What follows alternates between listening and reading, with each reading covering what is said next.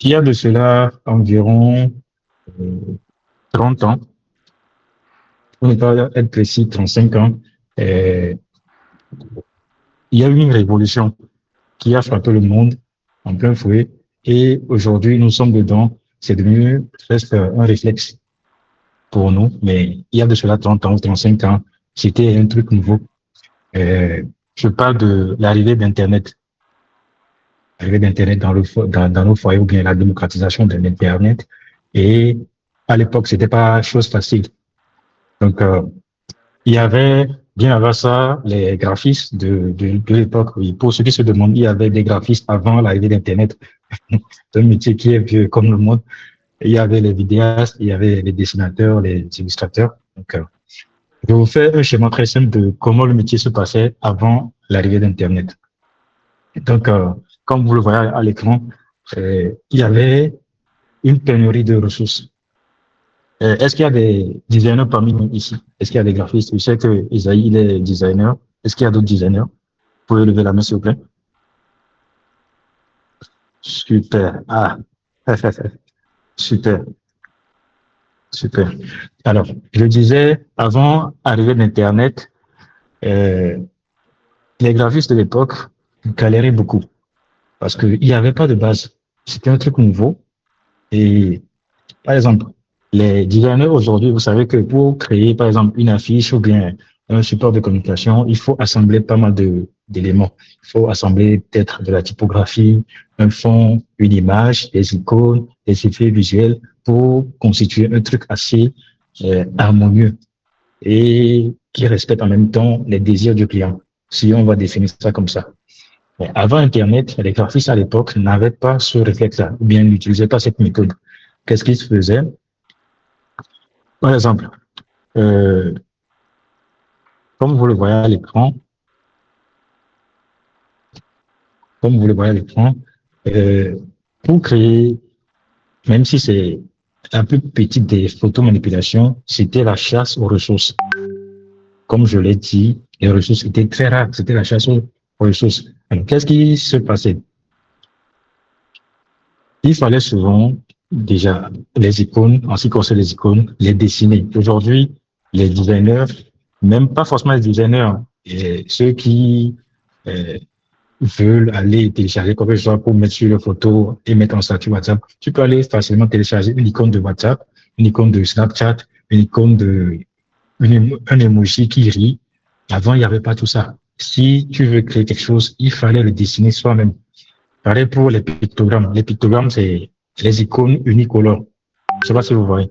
Et c'est un peu comme les icônes de Facebook, WhatsApp, tout que vous voyez en bas des affiches.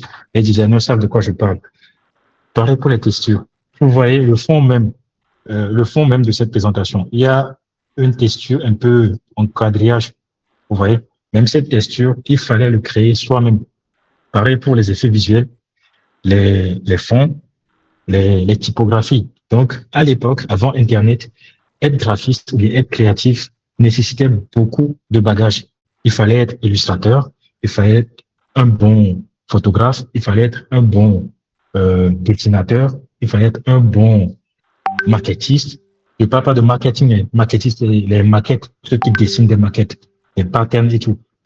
Donc, c'était plusieurs compétences combinées à l'époque. Ceux qui étaient appelés créatifs, quand on dit quelqu'un est créatif, à l'époque, avant Internet, c'est que c'est limite un philosophe, quoi. Vous voyez. Et je vous dresse de façon très schématique comment se passait la création d'un visuel. Pour créer un visuel, par exemple, déjà, il n'y avait pas des indépendants comme on l'a aujourd'hui. Par exemple, moi, je suis responsable artistique en agence, mais à côté de ça, je suis un créatif indépendant. J'ai mes propres clients. Je pense que Esaïe aussi l'est. Et les créatifs qui sont dans la formation aussi le sont. Donc, avant tout ça, il fallait trouver les ressources comme je vous l'ai expliqué. Donc, si par exemple, je veux une photo d'une femme euh, qui est adossée au mur, le visage souriant, il faut d'abord trouver une photo réelle, c'est-à-dire une photo en papier. Tu peux aller prendre la photo de peut-être ta tante, ta nièce, Tu prends ça, tu scannes, tu numérises cette photo. C'était le processus à l'époque, hein, avant Internet. Tu numérises la photo. Ensuite, tu passes dans les logiciels de montage. Vous-même, vous imaginez l'accueil des logiciels à l'époque, avant Internet. C'était pas du tout ouf. Il n'y avait même pas de la puissance de calcul. Donc, c'était pénible. Détourer, retoucher, passer au compositing. Le compositing, c'est quoi? Aujourd'hui, c'est tellement facile, mais le compositing à l'époque, c'est prendre la tête de Afi, coller ça au cou de Adjo, prendre les oreilles de Christelle, coller ça, tout pour constituer une seule personne. Maintenant, après ça, il fallait harmoniser le décor pour que la nouvelle personne constituée rentre bien dans le nouveau décor. Je ne sais pas si vous me suivez un peu. Donc, c'était un parcours de vrais combattants avant d'arriver Internet. Et comme je vous le disais, être créatif à l'époque, c'était limite être philosophe. Donc, ne serait-ce que cette étape de recherche prenait des heures, voire des jours. C'était fastidieux, c'était une tâche très fastidieuse. Et bim, on est en 1995, Internet est arrivé. Bien avant ça, Internet existait, mais c'était uniquement pour les geeks, pour les développeurs, pour les grandes structures qui sont dans l'informatique. Mais à partir de 1995, Internet est démocratisé. C'est rentré dans les foyers. Tout le monde peut utiliser ça, quoi. Et c'était un bouleversement total. Alors, lorsque Internet est arrivé, ça a bousculé pas mal de domaines, hein. Ça a bousculé le domaine de- des multimédias, de, de, de la musique, tout. Et le monde créatif ne s'est pas de cette révolution. Alors, on assiste à la création de banques d'images, à la création de polices, c'est-à-dire les gens créaient des polices, mettaient à disposition, et il y avait des communautés qui se sont créées pour maintenant donner des tutoriels par rapport aux logiciels de l'époque, des logiciels de montage de l'époque. Il y avait des références, il y avait des communautés, il y avait des ressources, quoi. Comme je vous le disais en début de, de cette formation, et avant, il fallait tout dessiner tout seul. Il fallait créer même sa propre police. Je ne sais pas si vous voyez un peu la quantité de tâches, mais avec Internet, il y avait des gens qui se sont spécialisés. Par exemple, si je prends euh, euh, Lazarus va décider de se spécialiser dans la création de polices. Donc, il va créer sa plateforme, il crée des polices selon son inspiration et il met ça à disposition. Et de fil en aiguille, ces plateformes ont commencé par évoluer, à réunir des communautés, à réunir plusieurs communautés. Et aujourd'hui, c'est devenu limite un réflexe pour nous. Mais à l'époque, c'était pas le cas. C'était pas du tout le cas. Maintenant, il y avait des ressources comme des plugins, des actions automatisées pour gagner en temps. Il y avait des templates, un peu comme sur Canva et des PSD de Flipic. Donc, il y avait, comment dire, une révolution qui se créait avec l'arrivée d'Internet dans la sphère créative. Et qu'est-ce qui s'est passé? L'humain est toujours comme ça, hein. S'il y a un truc nouveau, il y a toujours des camps, mais généralement, c'est toujours deux camps. Donc, il s'est créé deux camps. Il y avait les puristes d'un côté. Les puristes, c'est ceux qui sont fidèles au métier de base, quoi. Eux, ils ne veulent rien entendre. C'est toujours, on doit souffrir pour trouver des ressources pour que les œuvres soient originales. C'est toujours eux. Donc, ils sont d'un côté. Et il y avait, je vais dire, les visionnaires ou bien les révolutionnaires. Ceux qui ont vu dans Internet ou bien dans l'arrivée d'Internet un levier de croissance, un levier de productivité pour la créativité. Donc, les puristes ils se sont statués, hein, ils ont dit, bon, nous, on va pas adopter Internet. C'est un outil qui rend le métier trop facile. Parce qu'un vrai graphiste, un vrai créatif, c'est quelqu'un qui souffre pendant des heures ou des jours pour pouvoir, comment dire, aboutir au résultat.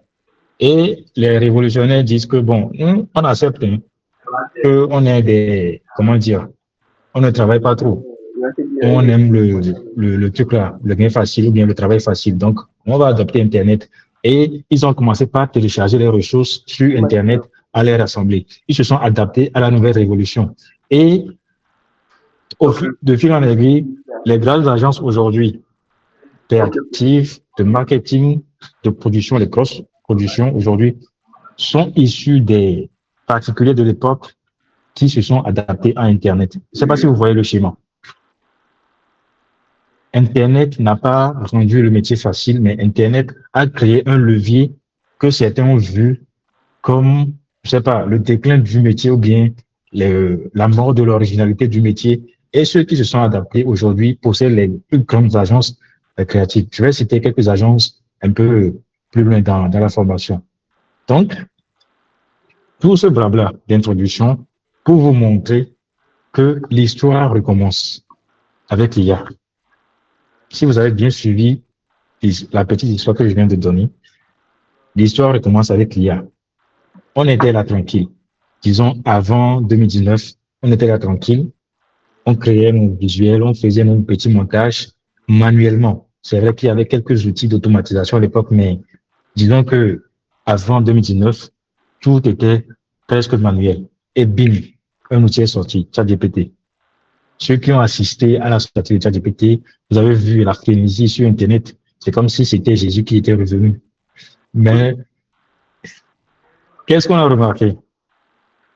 Avec l'arrivée de ChatGPT aussi, il y avait,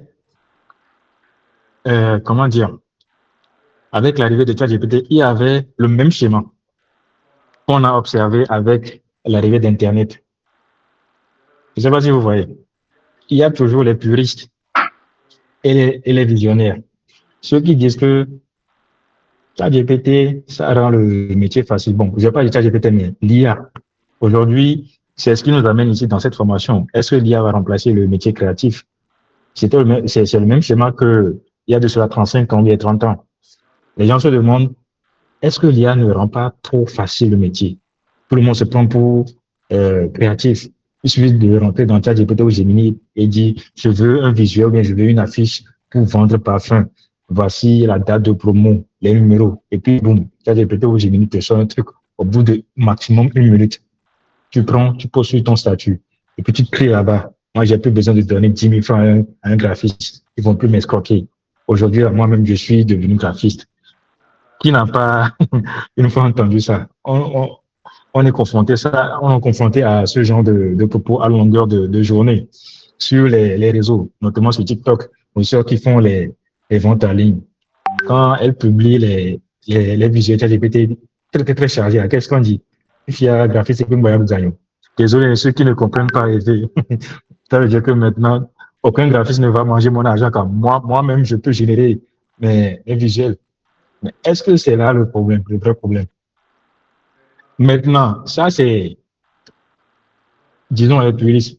Les visionnaires, si on revient dans notre costume de créatif, les visionnaires, ce sont les créatifs qui, avec l'avènement de ces outils, ont vu un levier, comme ceux qui avaient vu le même levier à l'époque d'arrivée d'Internet.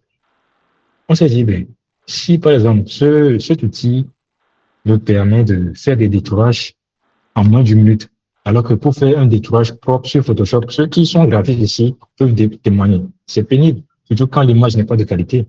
On a vu des outils qui permettent d'upscaler.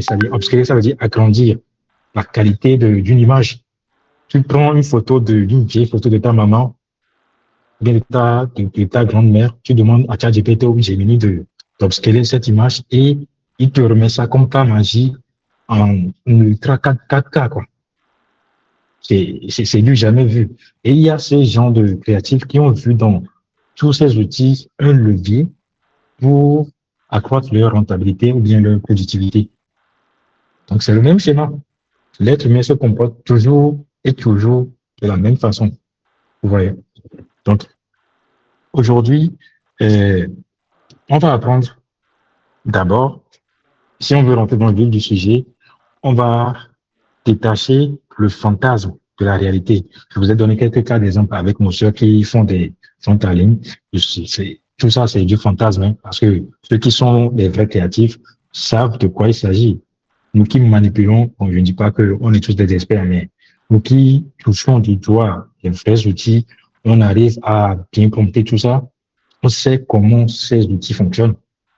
Donc, on va démystifier un peu ces outils dans un premier temps et on verra des cas pratiques euh, de comment se servir de ces outils comme alliés ou levier de productivité. Alors, je vais faire une petite pause ici et vous demander si jusque-là, des gens ont des questions ou bien vous avez quelque chose à ajouter. Esaïe, si tu veux ajouter Ouais, quelque chose. ouais, les gars. Alors, est-ce que c'est bon? Là, je ne vous sens pas, hein, les gars. Je ne vous sens pas du tout. Ça dort trop, là. Aïe, comment le plan?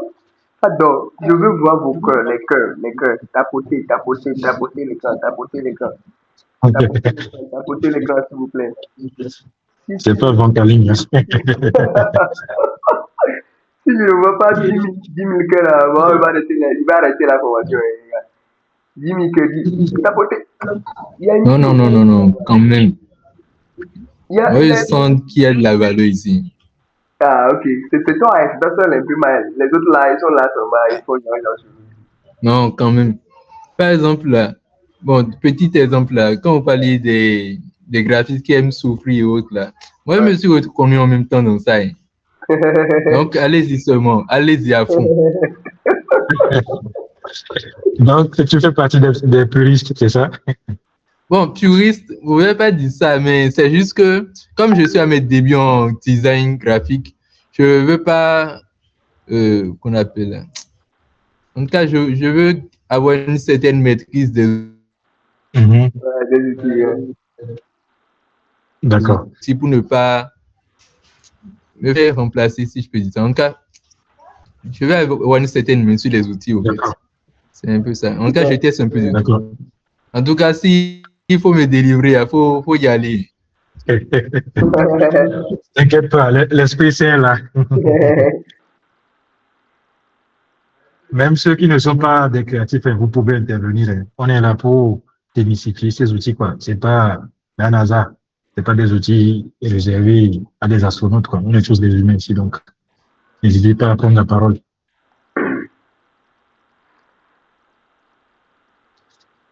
Je vois que ils sont un peu timides un peu au début. Ouais, ouais, ils sont timides, ils sont timides, ils sont timides. Ok, on évolue. Euh, alors, comme je le disais, on va démystifier, euh, comment dire, ce qu'est l'IA même.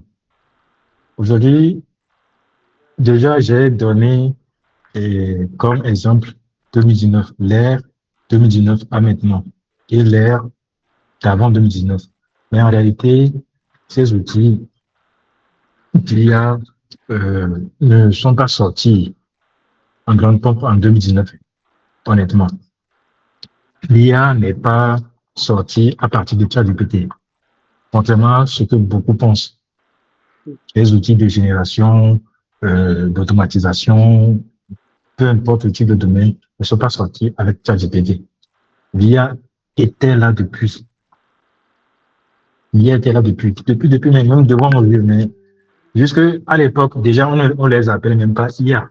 Vous voyez, on les appelait même pas IA. Ils avaient d'autres noms, ils avaient d'autres fonctionnalités. Aujourd'hui, tout ça, on réunit tout ça dans une interface qu'on appelle chatbot ou bien assistant. Mais avant la sortie de ChatGPT, c'était pas forcément ça. Si je prends la traduction automatique de Google, c'était de l'IA.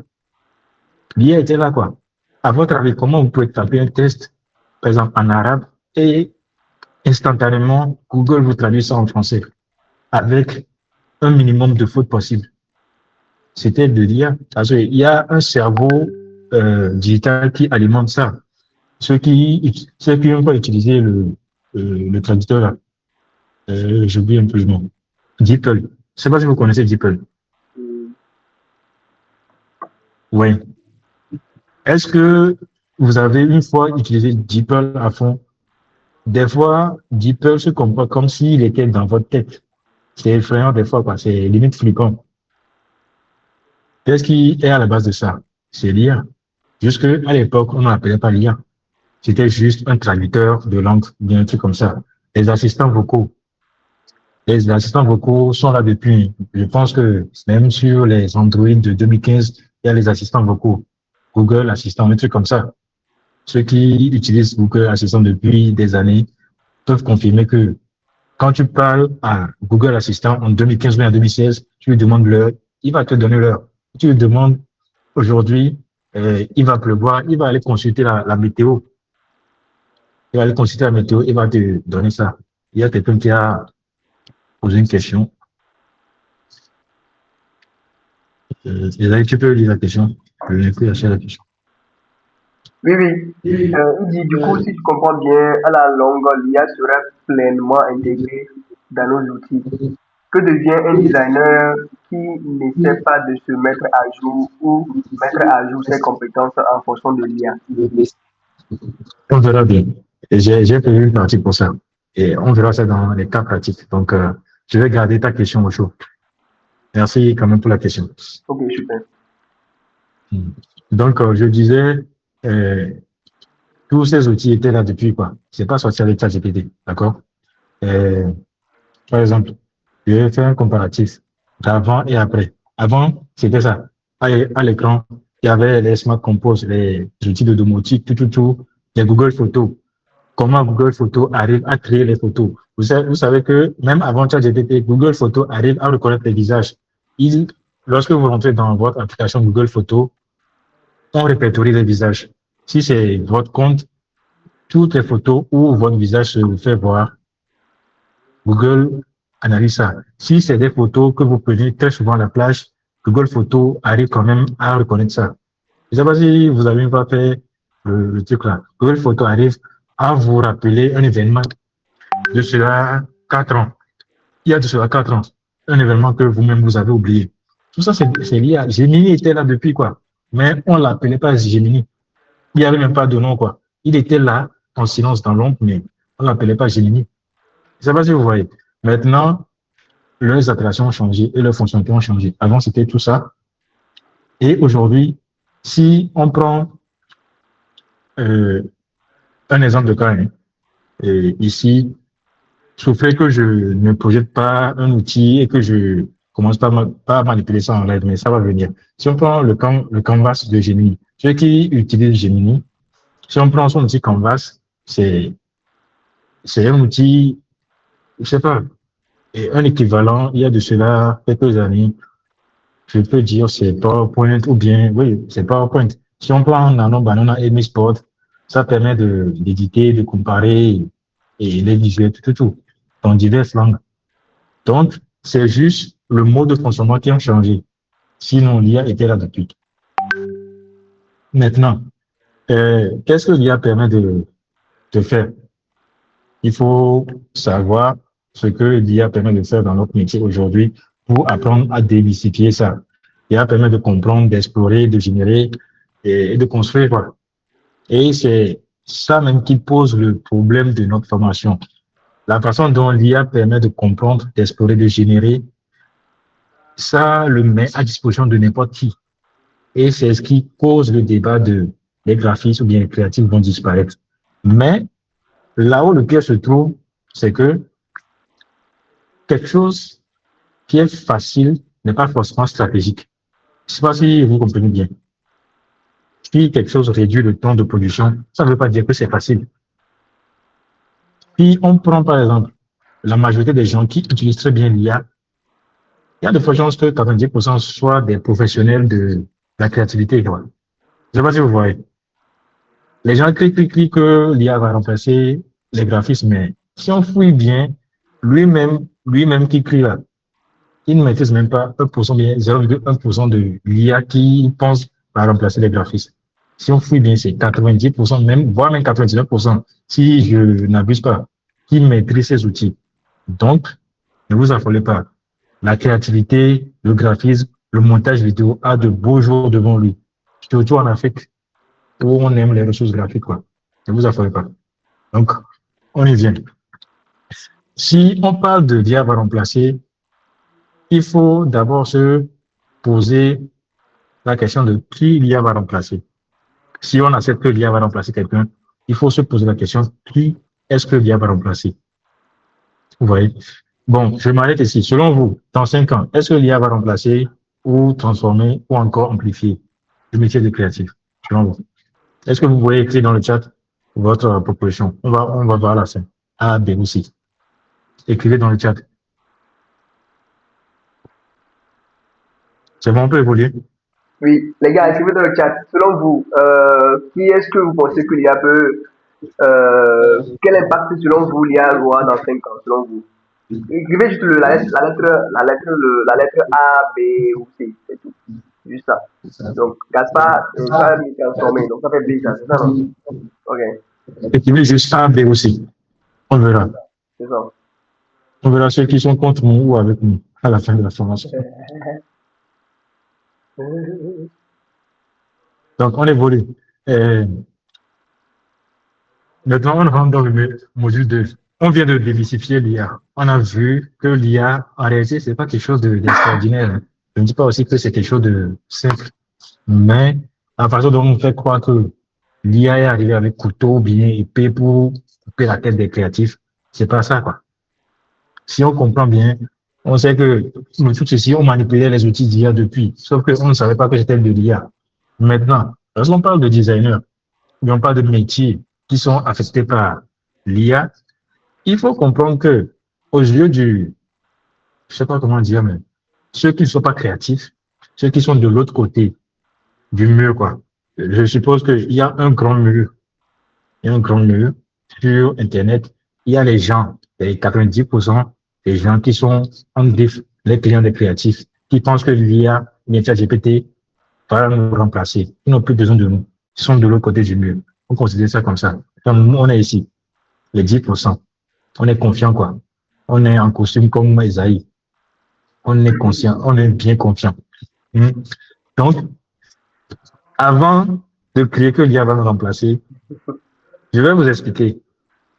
Ceux qui ne sont pas créatifs, si il y a des gens qui ne sont pas créatifs, qui sont de l'autre côté du mur, vous avez pris balle perdue. Désolé, hein, mais il fallait que ça soit quoi. Alors, je vais vous faire le schéma comme ça. Ceux qui pensent que l'IA va nous remplacer, vous parlez de remplacement dans quel domaine exactement? Parce que si on prend le design, c'est pas seulement création d'affiches. Parce que si on va sur les réseaux, quand ChatGPT vous sort une affiche comme la salade ou bien sauce moment où il y a beaucoup de choses dedans, et vous créez que ça va vous remplacer, il n'y a pas que ça. C'est à peine 0,0001% du design.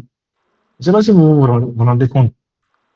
Donc, quand on parle de l'IA va remplacer, déjà, le métier de design, il y a plusieurs branches et plusieurs sous-branches. Déjà, le design, le commentaire encore. Non, c'est pas de l'arrogance. Si on prend par exemple le design graphique, il y a d'abord la base du design graphique, qui est l'identité. L'identité, quoi. C'est un peu comme l'air qu'on respire. Il n'y a aucun être humain sur cette terre qui va dire que moi, aujourd'hui, je me suis levé, je n'ai pas respiré l'air, puis je suis vivant. Soit vous deux, vous êtes dans l'au-delà, vous discutez, ou soit c'est impossible, quoi. Donc, l'identité du design même, c'est ça qui est le cœur du métier. Donc, l'identité, je réunis, par exemple, la création de logo, la création de charte graphique, pour ceux qui le savent, les brand boards, comment dire, tout ce qui est identitaire à une structure. Si on prend, par exemple, une voiture jaune avec une forme losange bleue qui passe à Lomé, il y a de fortes chances que tout le monde reconnaisse que c'est YAS, même s'il n'y a pas le logo YAS pour ça. C'est ça qu'on appelle l'identité. Si on prend, par exemple, une petite Suzuki qui passe, qui a la couleur verte, qui a une icône G sur ça, on sait que c'est quoi? À Lomé. Tu peux me dire c'est quoi? Si vous ne trouvez pas, on arrête la formation en même temps. Troisième, voilà. Monsieur Passot nous a sauvés, donc on continue la formation. Donc, tous ces petits codes qui font qu'on reconnaît très vite une structure, c'est ça qui s'appelle l'identité. Et actuellement, il n'y a aucune IA qui est capable de réfléchir pour faire ça, quoi. Quelque chose qui est identitaire, qui traverse l'esprit, qui traverse le temps. il n'y a aucune icône. En dehors de l'identité, il y a aussi l'éditorial.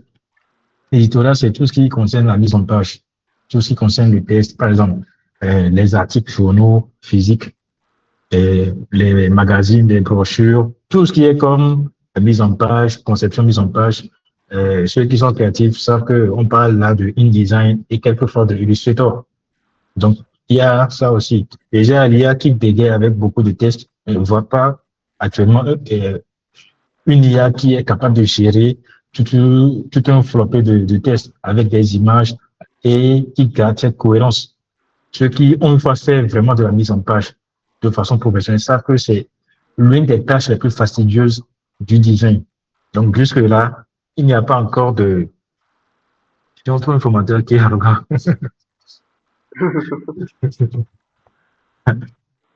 Monsieur Bertin,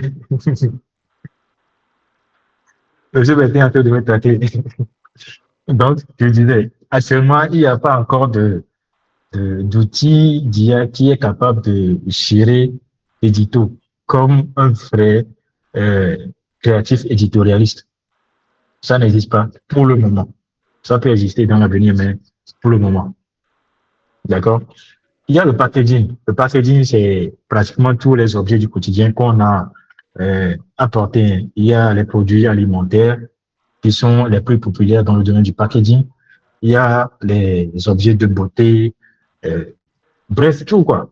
Si par exemple tu passes et tu t'en vas faire la vidange de ta moto ou bien ta voiture, la moteur que tu prends dans la station, le, la conception de la boîte, de la bouteille de l'huile moteur, le papier qui est sur ça, tout ça, ça relève du packaging. Voir très mal ChatGPT concevoir un truc comme ça et dire à l'imprimeur, il faut respecter ce gabarit, tout, quoi. Il y a tellement de détails techniques que soyez à l'aise, chers graphistes, soyez à l'aise, parce que le métier a encore de très longs jours devant nous. Il suffit juste de s'adapter. Il suffit juste de s'adapter. Et ça aussi, on en vient. Si on passe à la signalétique, c'est tout ce qu'on voit au quotidien. Les panneaux en ville, les plaques directionnelles, les plaques des voitures. La signalétique est présente dans nos quotidiens. Il est partout. La signalétique est partout. Tout ce qui est affichage sur un support dans la nature, c'est la signalétique. Et on a vu comment dire, les, les affiches ChatGPT qu'on a mis en route. Franchement, entre nous, est-ce que c'est bon? C'est pas bon. C'est pas du tout bon. Donc, encore une fois, le métier a de beaux jours devant lui. La campagne, ça rejoint un peu les signalétiques.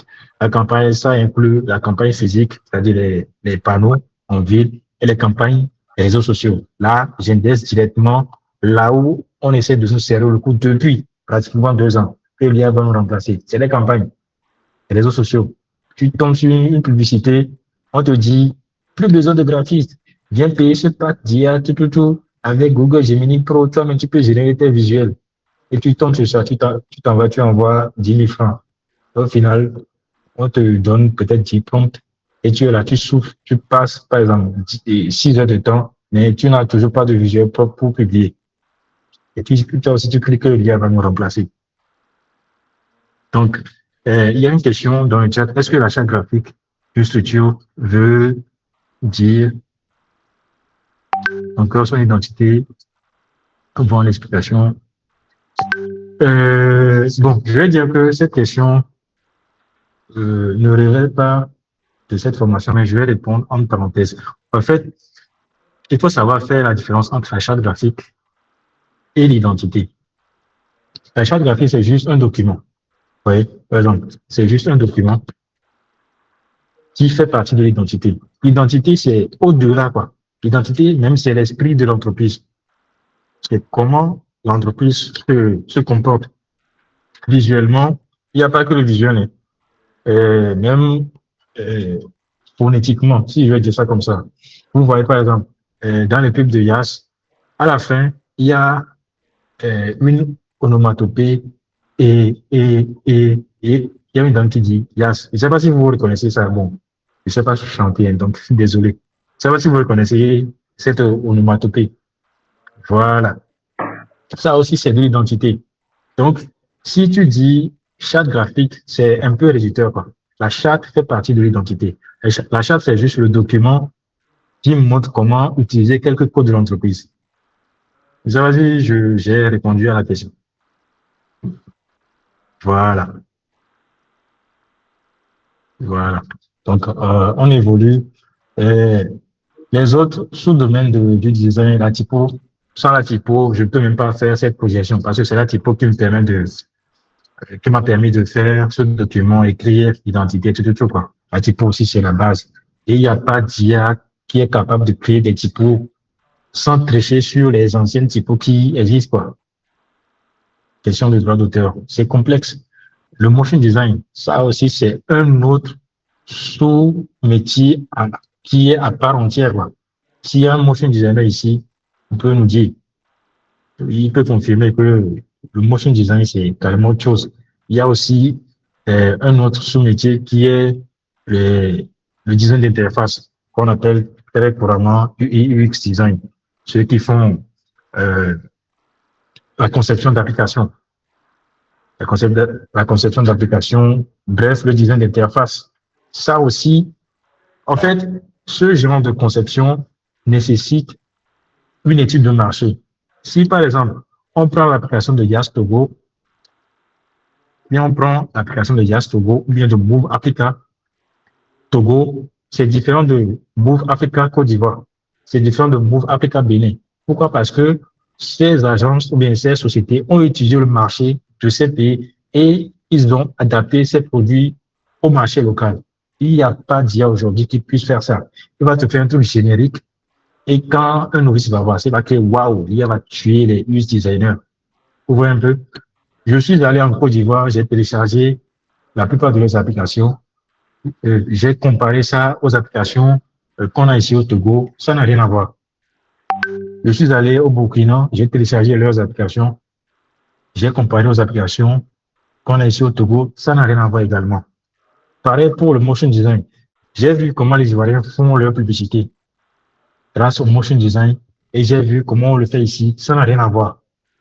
Donc, ça veut dire que tous ces sous-métiers du design sont adaptés au type de public.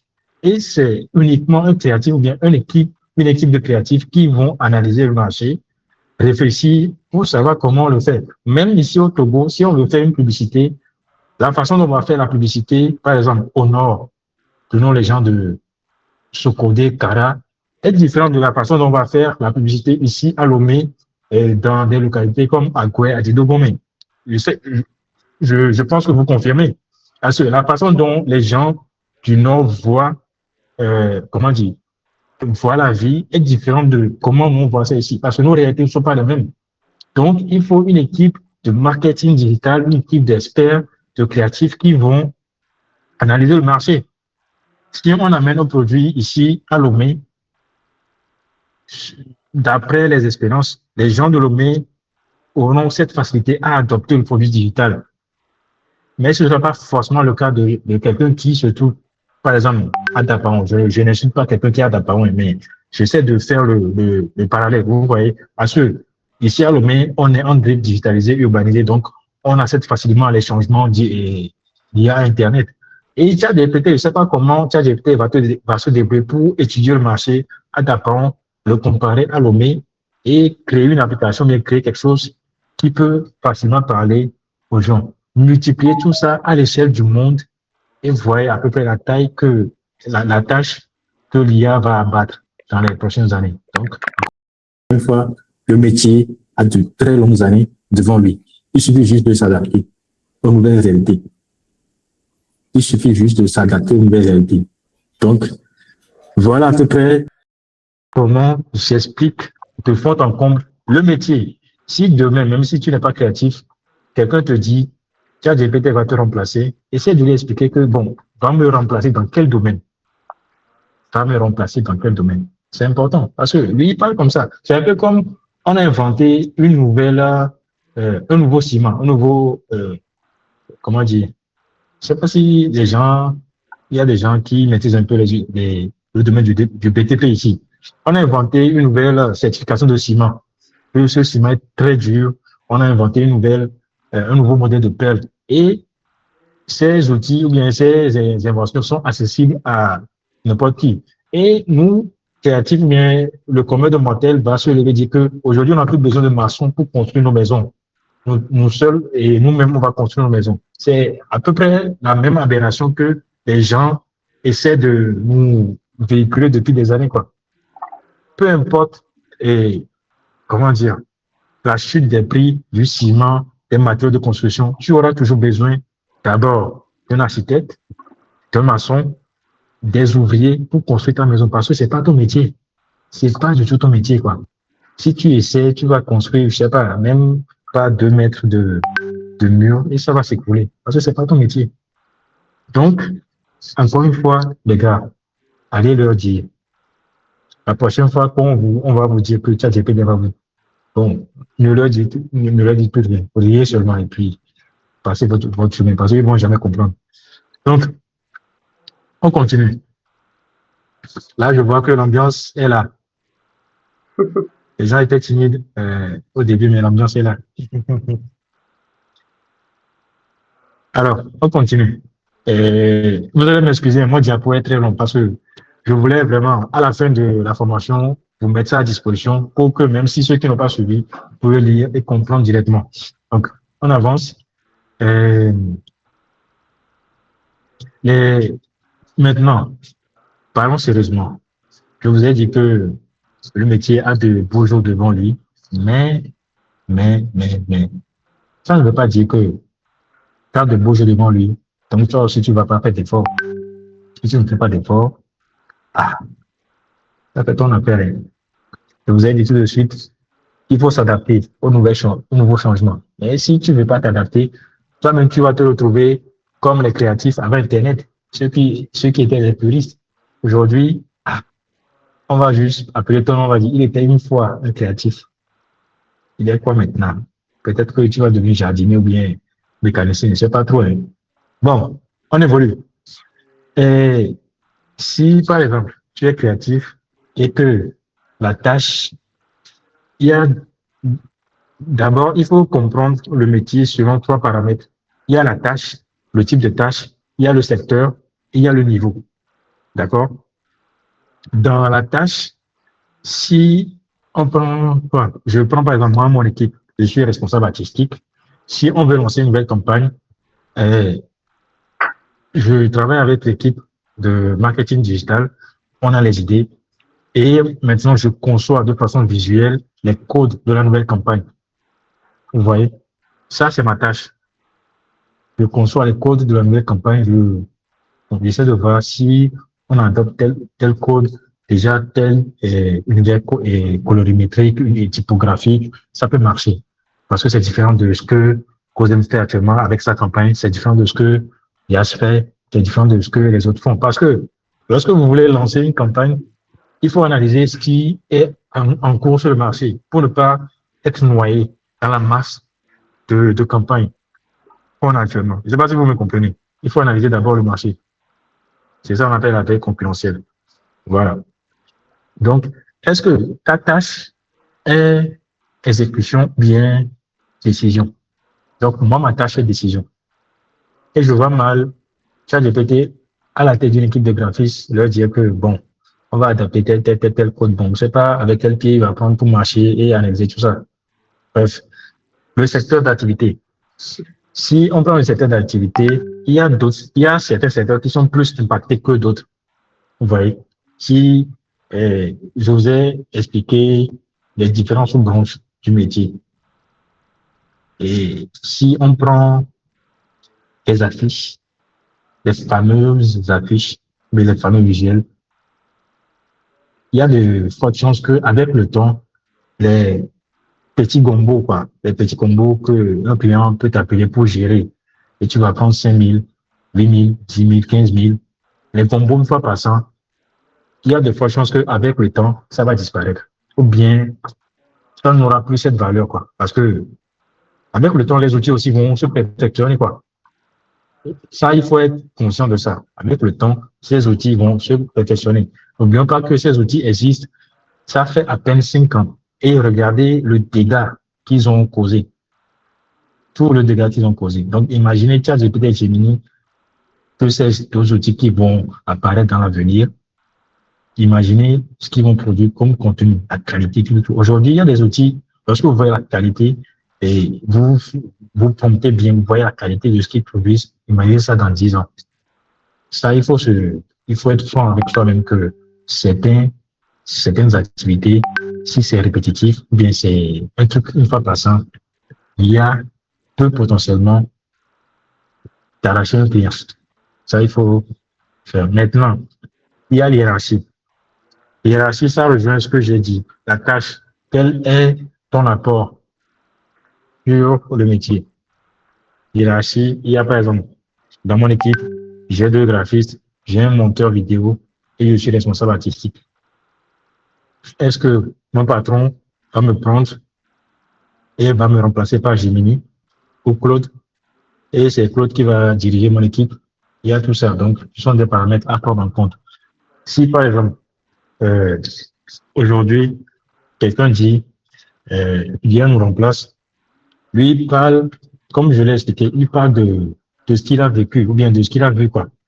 Dites-lui simplement que générer un logo, euh, c'est pas construire une identité. Quelqu'un m'a posé la question, la différence entre la charte graphique. La charte graphique, il y a certains IA qui s'amusent à sortir des documents comme quoi c'est une charte graphique. Déjà, il y a des documents qui ne sont pas du tout d'une grande utilité, mais prenons ces documents que ces outils nous génèrent et comparons ça à une vraie identité. C'est le jeu, l'ami. Donc, dites, ceux-là qui critiquent le métier que générer un logo, c'est différent de construire une identité, au fait. Ouais. Et si tu demandes à ChatGPT, mettons-nous dans un contexte. Je donne toujours le cas de Yas parce que Yas, c'est un cas d'école qui est récent, qui est connu par tous. C'est pourquoi j'index très souvent Yas. Si on prend Yas, avant Yas, c'était Togokom. Donc, mettons, je sais pas, revenons en arrière il y a quelques années. Je pense que Yas, le logo de Yas fait 2 ans. Bon, ça n'atteint pas 2 ans. Je ne sais pas si vous avez suivi ça. Si on demande à ChatGPT, peu importe la qualité du contenu, nous sommes une structure de téléphonie mobile, on s'appelle Tourcom.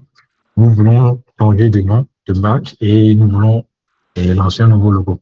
Propose-nous un logo avec le nom YAS. Le code couleur est jaune et tout. Il y a de fortes chances que ChatGPT fasse des recherches sur Internet pour voir à peu près. Déjà, il va rechercher tous les logos qui s'appellent YAS. Il va rechercher tous les logos qui ont ce même code couleur jaune et bleu. Il va essayer de faire un mix et de sortir un truc. Je ne sais pas si on peut essayer en live.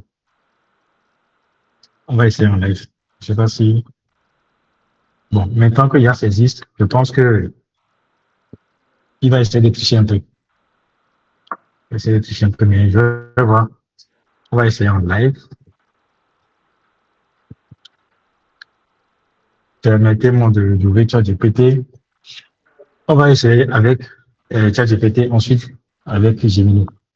Alors, je vais parler à l'IA.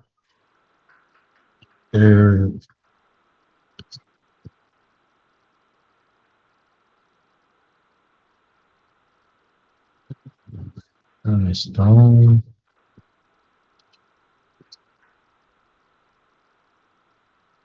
Voilà. Je ne sais pas si je peux vous partager mon écran de ChatGPT.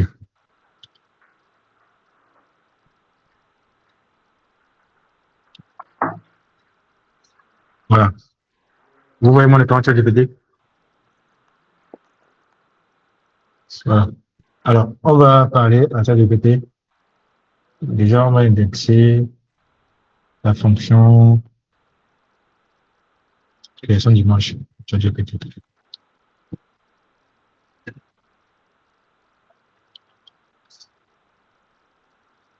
Bonjour ChatGPT, j'espère que tu vas bien. Nous sommes une structure avec nom Togocom. Nous voulons changer d'identité Et le nouveau nom, c'est YAS, Y-A-S. Nous voulons changer de logo et le nouvel univers colorimétrique est jaune et bleu. Je te laisse faire appel à tes meilleures compétences de création graphique pour nous proposer un logo digne de ce nom. Je dis n'importe quoi. L'essentiel, c'est le contexte. On va voir ce qui va nous sortir. Ensuite, on va copier le même prompt, coller dans Gemini pour voir si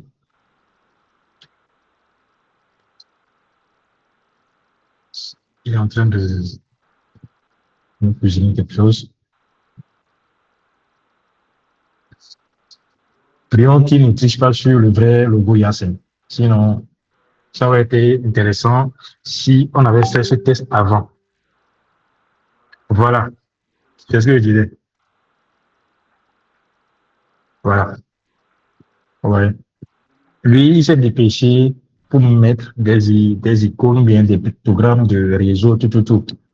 Alors que ceux qui sont des graphistes professionnels ici savent que votre logo n'a pas forcément besoin de raconter les histoires. Si je prends par exemple ce logo, hein, je m'en vais sur Internet. Permettez-moi d'aller sur Internet. Je vais partager l'écran. On va faire une recherche inversée.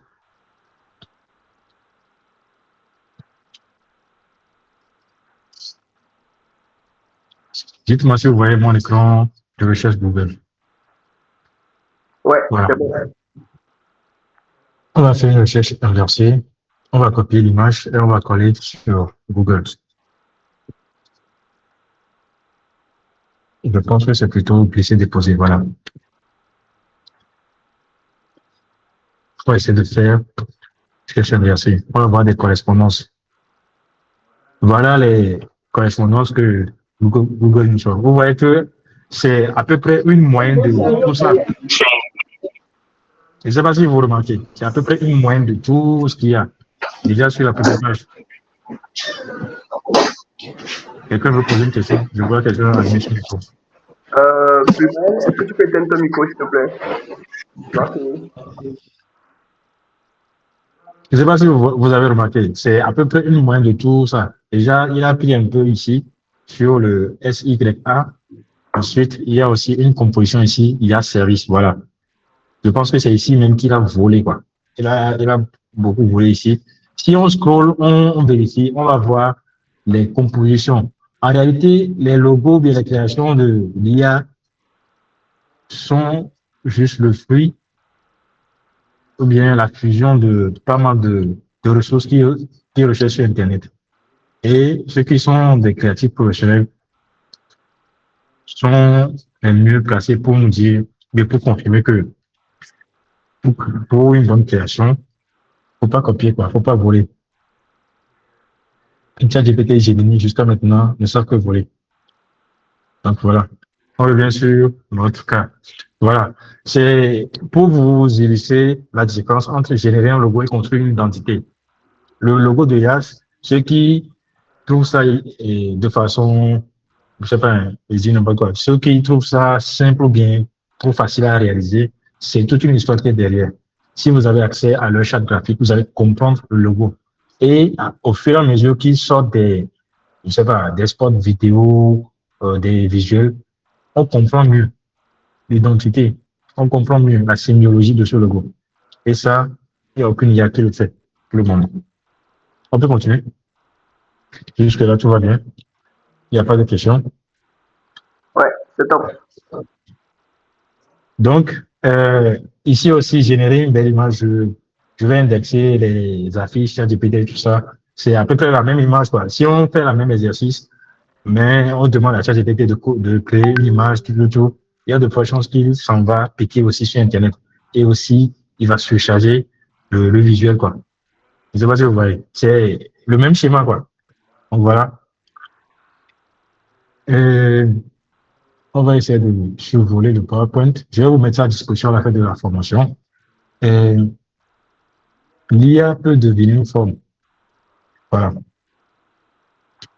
Ici, si on parle de remplacement, moi, je ne vais pas parler de remplacement, mais c'est plutôt une histoire d'automatisation. Automatisation. Par exemple, je vous ai expliqué euh, les tâches qui prenaient beaucoup de temps avant Internet, c'est-à-dire numériser une photo, retoucher, faire la photo manipulation, tout ça, c'est, comment dire, une charge de travail. Mais avec les ressources, les bonnes images qui sont arrivées après Internet, on a essayé d'optimiser le workflow, quoi, la productivité. C'est à peu près le même schéma que l'IA nous offre aujourd'hui. Donc, quelle tâche, quelle valeur, quelle responsabilité, ça rejoint à peu près le type de métier, le type d'intervention que tu as dans ton domaine. Je vous ai expliqué que moi, je suis responsable artistique, et je vois mon GPT me remplacer. Voilà à peu près, ça aussi, cette partie aussi rejoint ça. Permettez-moi d'aller un peu plus vite parce que je vois que on a fait pratiquement 1h10 et on n'a même pas à la moitié de ce que je voulais vous montrer. Donc, on va accélérer. Voilà, et le dernier module, ce que l'IA change vraiment. C'est là où je vais vous montrer quelques cas pratiques. D'abord, quelques outils que beaucoup ici connaissent potentiellement et comment les utiliser, comment les transformer en assistant ou bien en ami de travail, quoi. Si par exemple, euh, il y a de cela quelques années, si un client veut commander un visuel, une application, une vidéo, publicité chez un créatif, il y a de fortes chances que le client va faire vocal ou bien va vous envoyer des exemples de vidéos, de visuels. Mais ça, c'est des exemples. C'est pas forcément ce qu'il veut. Vous voyez, vous ne pouvez pas rentrer dans la tête du visuel. Et ce genre de cas, il y a de fortes chances que le client et le travailleur ne se comprennent pas. Moi-même, j'ai eu à faire face à ce genre de cas. Tu passes des heures, tu le visuel, toi-même, tu te dis, ouais, ça là, le visuel trop haut. Tu envoies, ça besoin de dire, bon, c'est pas mal, mais c'est pas ce qu'on veut. Il y a des créatifs ici, vous savez comment ça fait mal. Ça fend le cœur, quoi. Surtout le visuel que, ou bien les travaux que toi-même tu as travaillé avec cœur, quoi. Souvent, les clients valident ce que tu as fait, bon, de façon chill et relax. Mais ce que tu as mis le cœur sur ça, tu rejettes ça. Maintenant, l'IA nous propose des solutions pour ça. Euh, j'ai beaucoup de clients aujourd'hui, au lieu de me faire un vocal, une autre vocal pour me dire que Lionel, je veux tant, eux-mêmes, ils montent sur ChatGPT ou bien Gemini et ils discutent avec l'IA. Donc, ils se mettent d'accord avec l'IA et l'IA leur propose une esquisse. Vous voyez un peu? Donc, c'est cette esquisse qu'on m'envoie moi, que je m'en vais professionnaliser en griffe, quoi, avec mon expérience de créatif. Je ne sais pas si vous voyez un peu le schéma. Vous voyez un peu le schéma? Avec l'IA, les clients sont en mesure, les clients conscients. Je ne dis pas que je ne suis pas en train d'insulter quelqu'un, mais il y a quelqu'un qui a levé la main. Oui, oui. Nova, garde ta question pour la fin. Si possible, mets-la dans le chat, s'il te plaît. Merci. Si vous avez des questions, n'hésitez pas à les écrire. N'hésitez pas à les écrire. On va aller vite. D'accord. Donc, je disais, il y a des clients qui essaient de faire les croquis avec l'IA et vous envoie. Là, vous êtes sûr que cette version, même si c'est pas propre, cette version de l'IA qui t'a envoyé, c'est ce qu'il veut, quoi. C'est ce qu'il y a dans sa tête. Je ne sais pas si vous voyez. Et il y a très peu de chances que tu zappes, bien tu loupes. Il y a très peu de chances que tu loupes vraiment ta création. Donc voilà. Voilà l'une des fonctionnalités ou bien l'une des possibilités que l'IA nous, comment dire, nous procure. Voilà. L'IA raccourcit la distance entre l'idée et sa première forme. Voilà. Une intention, plusieurs hypothèses. Le client même peut tester plusieurs hypothèses avant de valider une d'entre elles ou bien plusieurs d'entre elles est envoyée, quoi. Ça, c'est une des fonctionnalités ou bien des possibilités de l'IA. Du concept à l'expérience testable. Il teste dans son laboratoire. S'il n'est pas assez curieux pour publier ça directement, il va t'envoyer. Toi, tu vas rendre ça au propre. plus de production, moins d'exécution pure. Ça rejoint nos amis qui étaient là avant Internet. Ouais. Et on va essayer de survoler. Ici, je vais tacler un peu nos amis, les puristes. Parce qu'il y a un, je sais pas si c'est parce qui a dit que lui, il a toujours gardé sa façon de travailler. La personne peut lever la main. Faut pas avoir peur. J'ai toujours travaillé comme ça. Il y a des gens qui sont là. Moi aussi, j'ai failli tomber dans ce piège. Lorsque les outils commençaient par se démocratiser, je me suis dit que si je les intègre dans mon workflow, c'est comme si c'est trop facile, quoi. Tellement on est habitué à souffrir avec Photoshop, Illustrator, tout que tu passes des heures sur Internet à chercher des photos. Des fois même, la photo que tu mets sur ton visuel, c'est pas ça, mais c'est celle qui est mieux, quoi. Vous voyez un peu. Donc, les histoires de j'ai toujours travaillé comme ça, je ne vais pas changer. Faut voir, hein, dans quelques années, l'IA qui fait pas cadeau. Si, par exemple, je, je vous montre, je vais partager mon écran de Photoshop pour essayer d'illustrer. Je vais faire deux, trois démonstrations et puis on va passer à la phase question et on va arrêter la formation parce que si je veux tout expliquer, franchement, Esaïe, on va quitter ça même à 22 heures parce que j'ai tellement de choses que j'ai préparées pour vous, mais je vais mettre le document à disposition. Vous allez lire ça à tête reposée. Donc, on va monter sur mon interface Photoshop. Je vais vous faire quelques démonstrations de comment l'IA a changé ma façon de travailler. Mais sinon, même si c'est jusqu'à demain. J'aimerais bien, mais on est talonné par le temps. Donc, je vais vous partager mon écran de Photoshop.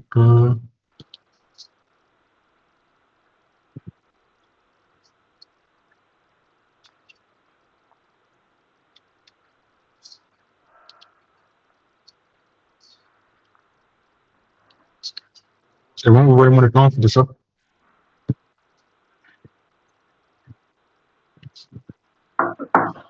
D'accord.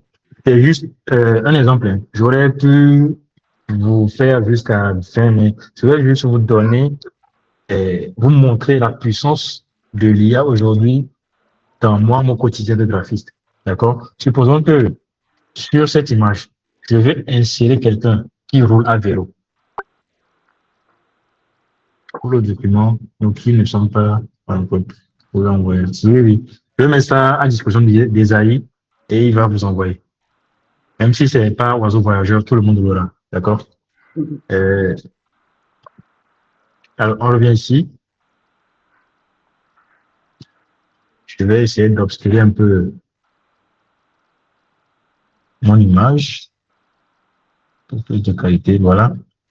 Ici, c'est, disons, c'est un espace, un jardin, une route. L'idée, c'est d'ajouter quelqu'un qui roule à vélo. D'accord? Donc, pour ajouter quelqu'un qui roule à vélo et que cette personne respecte vraiment déjà la dimension générale de l'image, la direction de la route, la morphologie de la personne, tout, il faut, avant l'IA, il faut aller sur Internet, passer des heures à chercher des images d'un cycliste qui a la même position, bien qui va dans la même direction. Je ne sais pas si vous voyez, les graphistes sont en train de rire. Ceux qui ont une fois modifié une image sont en train de rire. C'est très fastidieux. Rien que ça, hein. Imagine quelqu'un qui envoie cette image et que même quelqu'un qui roule à vélo sur cette voie, ça peut même te prendre toute une journée. Si tu ne trouves pas l'image là où la personne roule de façon très parfaite dans la même direction, tu ne vas pas t'en sortir. C'est limite impossible, quoi. Avant, tu avais dit. Maintenant, avec l'IA, ici, c'est l'outil Firefly de Adobe. D'accord? C'est l'outil Firefly de Adobe. J'ai déjà téléchargé une photo de quelqu'un qui roule à vélo. Je vais me porter sur mon plan de travail. Ouais. Déjà, à première vue, vous allez me dire que non, attends, il fait quoi? Parce que la personne est en train d'aller vers la gauche, alors que on veut harmoniser le décor. C'est là que l'IA prend, ou bien la puissance de l'IA dans le workflow prend tout son sens. Qu'est-ce que je vais faire? Ici, euh,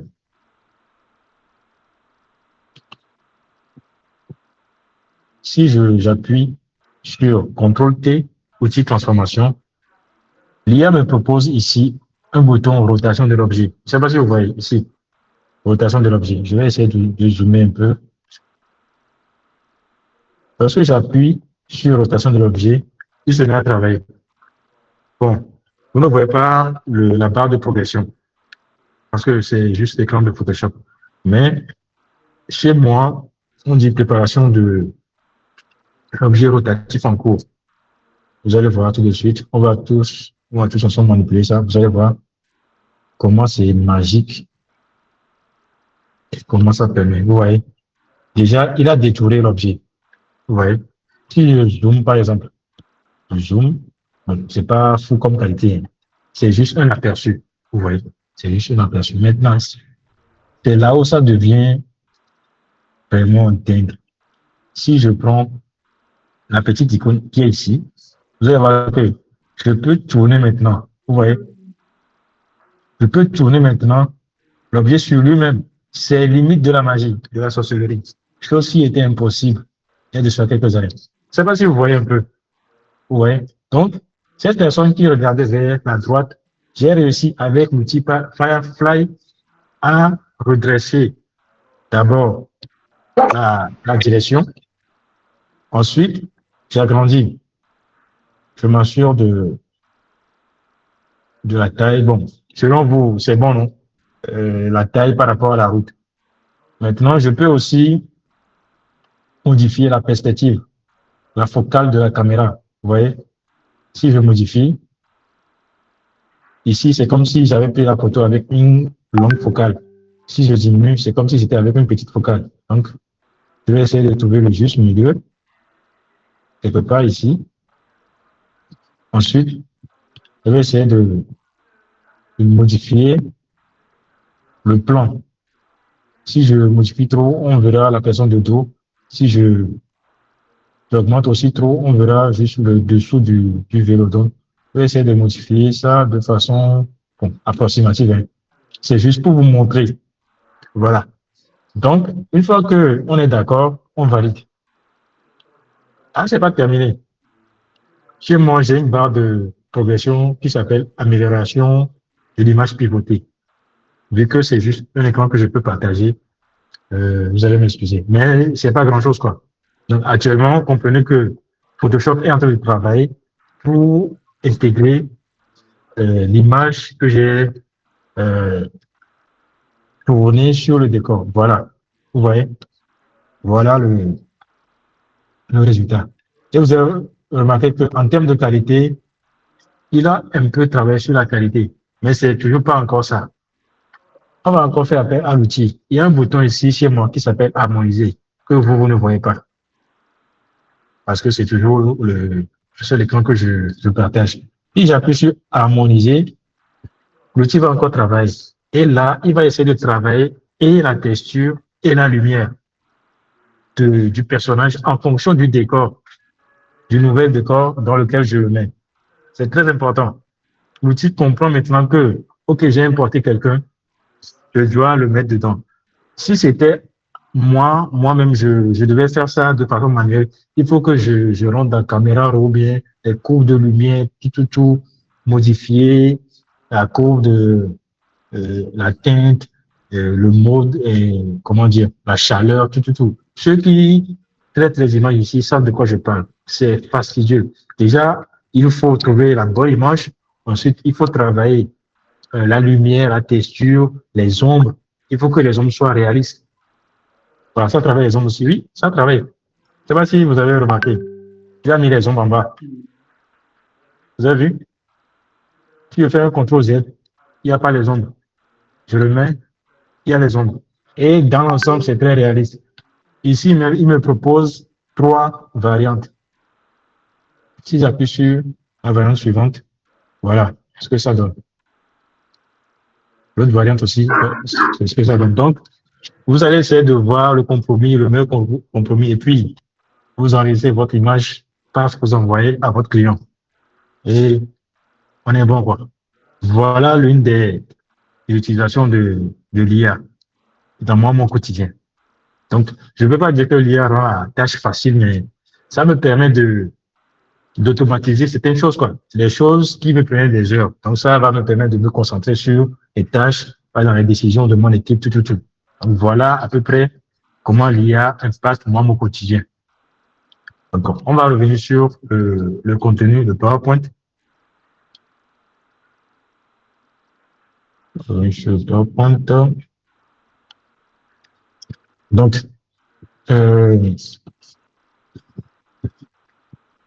tout ce qu'il y a vers la fin du document n'est pas trop différent comment dire, de ce que j'ai dit en début et en milieu de la formation. Maintenant, lorsque je parlais et je donnais le cas de, comment dire, de IAS, et j'ai donné un exemple de mise en situation si on veut lancer une campagne entre deux localités, par exemple, à Lomé et à Mango. Et on ne va pas lancer la même campagne parce que les gens n'ont pas la même façon de voir les choses. Et l'IA n'a pas d'empathie. Ça rejoint les valeurs. L'IA n'a pas d'empathie, l'IA n'a pas cette et ce recul pour comprendre que non, ceux-là sont différents de ceux-là. L'IA fonctionne sur un modèle de... Et c'est aussi, comment dire, très limité en termes de ressources d'entraînement.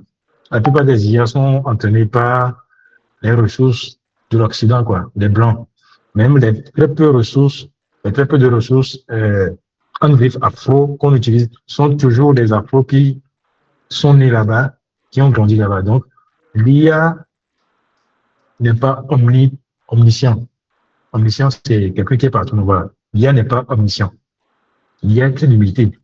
Peu importe la force, la taille des IA qu'on a aujourd'hui, c'est très limité. Si vous savez vous défendre, vous allez donner des arguments qui vont ouvrir le bec à n'importe qui. Donc voilà, à peu près, comment l'IA peut impacter le quotidien créatif. Il y a pas mal d'autres aspects que j'ai pas donnés, par exemple les outils. J'avais prévu vous faire une mini formation de la formation des outils, des Google AI Tools. Mais bon, on n'est pas le temps. Je vais essayer de... Voilà.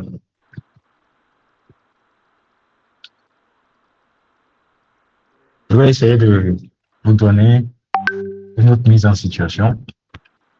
Voilà. On fait une mise en situation et puis on passe à la fois aux questions. Jusque-là, j'espère que vous me suivez. J'ai tendance à parler vite. J'espère que vous me suivez. On va essayer de parler de deux outils que moi j'utilise maintenant depuis quelques semaines. Deux outils.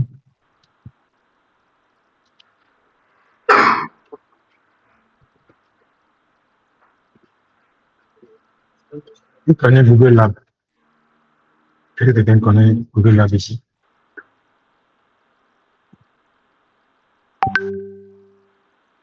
On a deux personnes qui connaissent Google Lab, d'accord. Est-ce que vous savez que Google Lab, bon, est-ce que quelqu'un peut activer son micro pour me dire ce que fait Google Lab de façon très avancée? Juste en une minute. Qui connaît Google Lab? Levez la main, ceux qui connaissent Google Lab.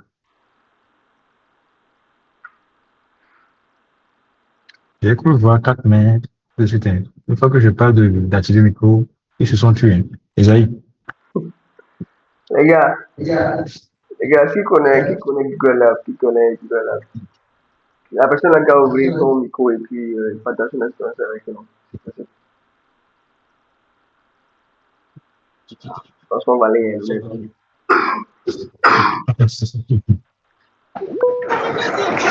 Bonsoir. Okay. Oui, bonsoir. Ok, on a une connexion de Google Lab. D'accord. Oui.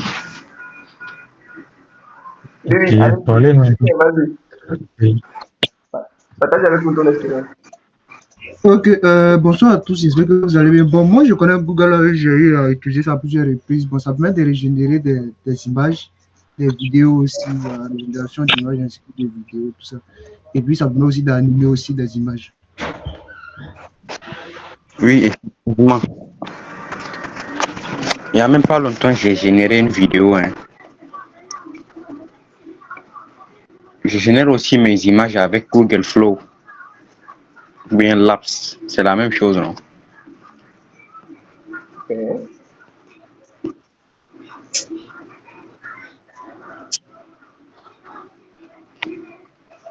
Hello? Ouais.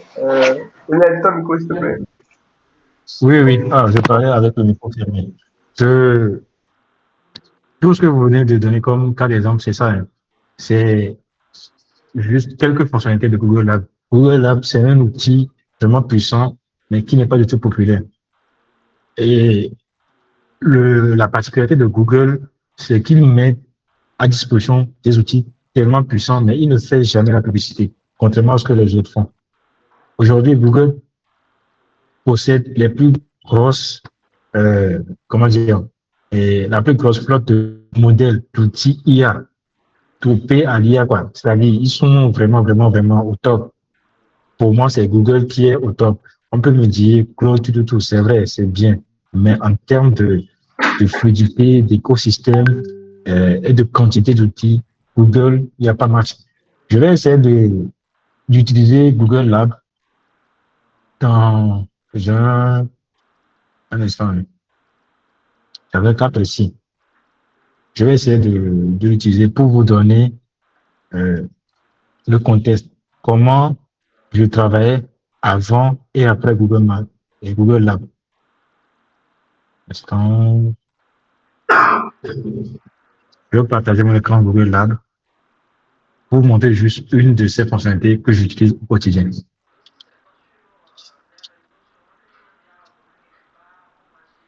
Ouvrez mon écran Google Lab. Voilà. Donc, si je viens ici, ça ressemble fortement à Google Flow parce que Google Flow est intégré dans Google Lab. Donc, ici, c'est l'écran d'accueil de Google Flow. Mais si je viens ici, dans l'outil, il y a la partie des contenus que tu as créés, le personnage, les scènes, tout. Mais on va plus se concentrer sur les outils. Donc, ici, il y a les outils de la communauté. D'accord?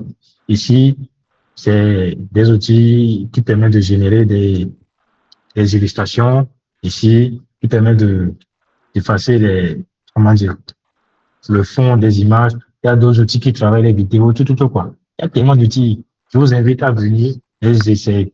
Maintenant, là où ça devient intéressant, c'est là où il y a mes outils. Parce que je clique, si vous allez voir que j'ai créé pas mal d'outils. Je sais pas si vous voyez. J'ai créé pas mal d'outils. Et l'un de mes outils préférés que j'utilise, c'est, bon, j'ai nommé ça, hein, moi, mais j'ai nommé ça Super Mocoji. Ça permet de faire des mock-ups. D'accord? Si je clique sur ça, donc j'ai paramétré l'outil. Vous avez la possibilité de paramétrer l'outil de façon très précise. Donc, j'ai paramétré l'outil pour que je puisse ici, là où on a été face, je dépose la face d'un habit, le dos d'un habit, je dépose par exemple un autre accessoire. Ça peut être une casquette, ça peut être, je sais pas, une tasse. Je dépose une personne ici, je peux déposer une autre personne. Je vais activer quelques paramètres ici. Par exemple, si la personne que je dépose, c'est un blanc, si j'appuie sur adaptation ethnique, j'ai déjà paramétré pour que si j'appuie sur activer, l'outil me convertisse ou bien change l'identité de la personne en personne africaine. Je sais pas si vous voyez un peu.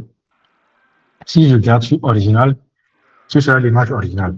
Et si tu as d'autres, comment dire, d'autres instructions pour l'outil, tu donnes et puis l'outil te génère un mot. On va faire ça en live. Donc, je vais essayer d'uploader, euh, un habit.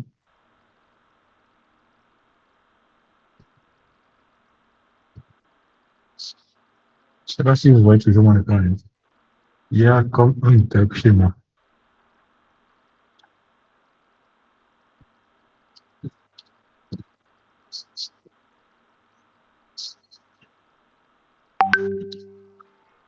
C'est comme s'il y a un bug chez moi. Vous voyez mon écran? Oui, oui, c'est bien visible. Moi, j'ai un bug chez moi. Mais je vais essayer d'uploader. Je vais prendre l'exemple de... je suis en train de parcourir les fichiers. Vous voyez les fichiers que je parcours? Non, je pense que la fenêtre là n'est pas partagée. OK. Je vais essayer d'uploader vite fait un polo de RG comme face. Je vais uploader aussi le dos de ce même polo. Je vais uploader une personne.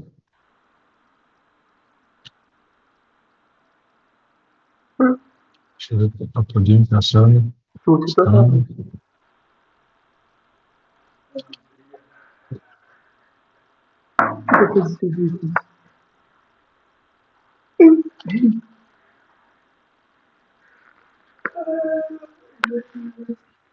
C'est vrai. Là, il est Je vais simple, tu vas uploader faire une personne. quelqu'un Une deuxième personne. qui a plus de 5 ans. Soutien l'honneur. Deuxième personne. Je pense qu'on est bon. Ouais. Vous voyez, j'ai uploadé 4 images. Tout le monde voit les 4 images. Non? Donc, je vais choisir le polo design en face. Je choisis le polo design de dos. Je choisis, bon, accessoire, il n'y a pas d'accessoire, donc je garde ça comme ça. Je choisis la première personne. Je garde. La deuxième personne, la dame. Ici, j'appuie sur activer pour que l'IA puisse transformer ces deux personnes en personnes africaines. Donc ici, je peux préciser enlève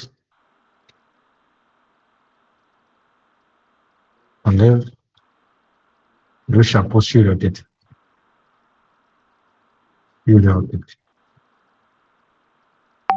Voilà. Lionel, Oui. est-ce que tu peux me préciser si c'est la version gratuite ou c'est la version payante? Moi, j'utilise Google AI Pro, mais ces outils, je peux vous partager le lien de ces outils que j'ai créés que vous pouvez utiliser. Jusque-là, j'essaie de vous montrer l'utilisation de cet outil, d'accord? On va appuyer sur Génération et on entend. Avec un peu de chance, si la connexion est bonne, on va voir ce que ça va donner.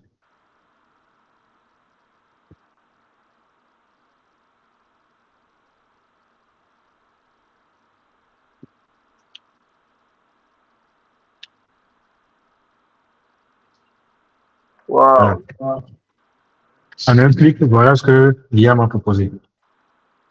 Si vous êtes graphiste, vous n'êtes pas savoir que pour avoir ce genre de choses, il faut d'abord trouver un mock-up de la personne dans cette position. Ensuite, trouver et prier que le mock-up soit gratuit, quoi. Parce qu'en Afrique, on aime les choses gratuites. Et ici, Google Flow nous propose ça de façon très simple. Si ça ne me plaît pas, je peux encore appuyer sur générer. Hein. Il va encore travailler. Il va travailler. Il va me proposer un autre modèle jusqu'à ce que je sois satisfait et je télécharge. Actuellement, il travaille.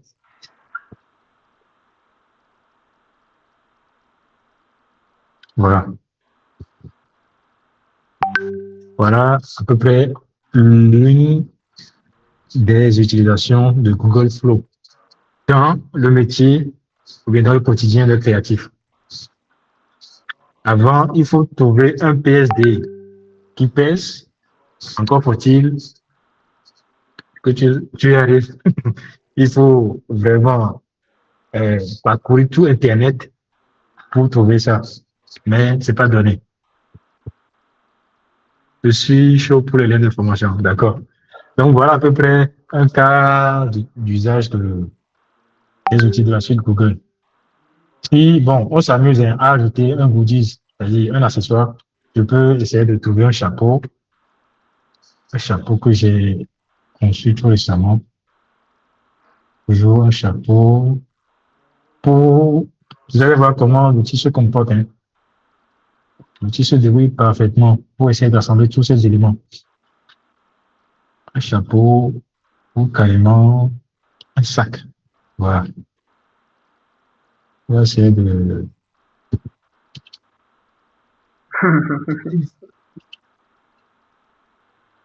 j'essaie de trouver une image qu'on peut utiliser, mais ça, Lionel, Monsieur Clément vous a envoyé un message dans le chat. un instant. D'accord. Moi aussi, je veux bien.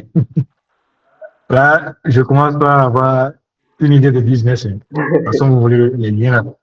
Je pense que je vais devenir riche d'ici la fin de l'année. Voilà. J'ai trouvé le mock-up de notre agenda qu'on utilise en interne. C'est cet agenda. Ouais, c'est cet agenda. Donc, je vais mettre ça en situation. Et je vais lancer. Et on va voir comment l'outil va se comporter. Allez, en train de travailler. Ça, c'est une version, c'est une V1. J'ai fait une V2 où l'outil montre le processus de travail, c'est-à-dire la progression, la barre de progression. Donc, sauf que ça ne monte pas. Il faut essayer pour trouver les meilleurs paramètres. Je pense que le résultat, on va préciser ajoute les agendas dans leur main. Voilà. Ça commence par faire des chantages, hein.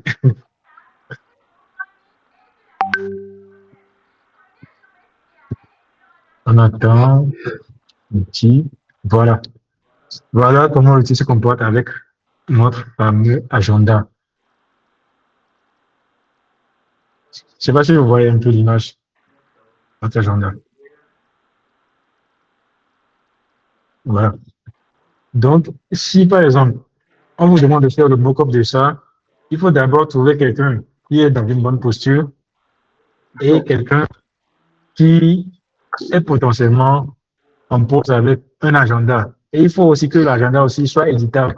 Vous-même, vous imaginez la quantité d'heures, voire de jours qu'il vous faut pour trouver ce genre de ressources. Aujourd'hui, avec Google Flow, en quelques minutes, c'est généré, quoi.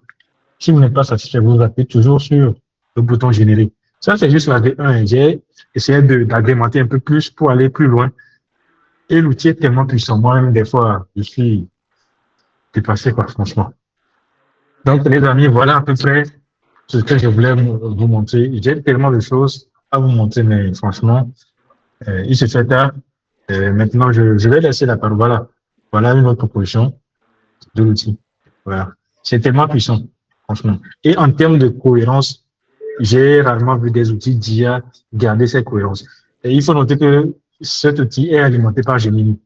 Sauf que lorsque vous travaillez dans Gemini, il y a de fortes chances qu'il y ait des incohérences. Mais Google Flow est fait pour, je sais pas, pour garder l'environnement de création le plus cohérent possible. Je ne dis pas que l'outil ne fait pas d'erreur, hein. Ça arrive, mais c'est très peu comparé, par exemple, à un certain chat GPT ou à une discussion avec Gemini. Donc voilà à peu près.